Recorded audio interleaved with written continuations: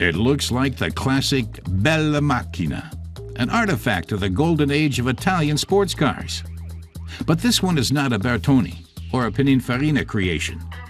It was designed and built single-handedly by Johannes Paulussen.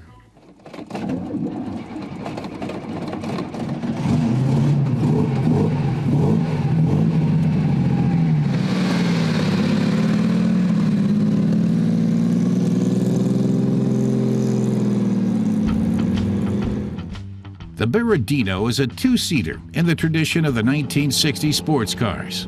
Johannes Paulussen has been honing his personal automotive vision for more than 50 years now. At 17, he began dreaming of a super sports car, one that would surpass the Ferrari 275 or the Ford GT40. He explains that his original idea was not necessarily to build his own car, just to own one. But when he showed his father what cars like that cost, he was told he would never be able to afford one. The Beradino may look like a pricey sports car by one of the elite makers, but nearly every part of it was designed and built by Paulussen himself, with a visual and technical quality that impresses even the experts. The automotive technology graduate put around 7,000 hours into it, from the first drafts to the completed automobile.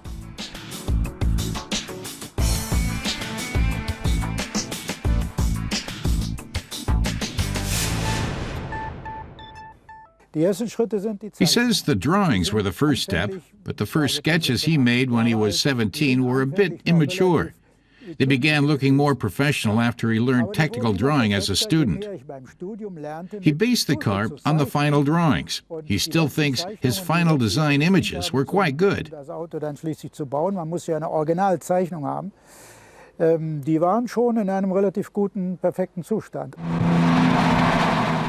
finalize the design, Paulussen had to fashion a 3D model of the body.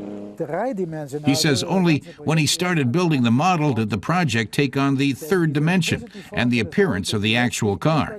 Making it was a piece of work. By the late 1960s, he was creating true-to-scale models from plaster. He made the final draft design on a scale of 1:1.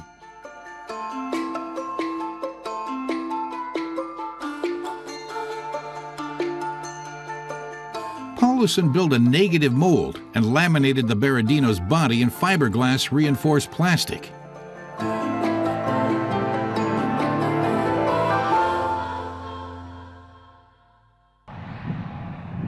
After 7 years in the making, the Beradino was ready to roll.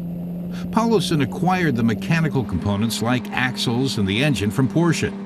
The 110 horsepower engine swiftly carried his 1,000-kilogram creation to a speed of 200 kilometers an hour, a respectable performance for the early 1970s. In 1975, the Beradino got the blessings of the state inspectors.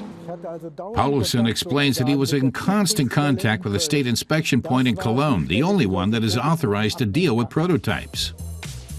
He had tailored the interior of the barely 1-meter-high Beradino to his own 1.70 meter height and located the instruments in the center console to save space.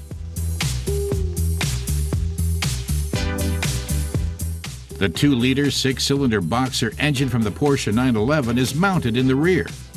Unusual are the auxiliary instruments in the engine compartment. Paulussen calls it a service panel, and it's unique to the Beradino. It comes in very handy when he services the engine. He can even start the engine from the back when he synchronizes the carburetors. He put all the instruments needed for the 911 engine in the rear, such as the oil pressure and temperature gauges.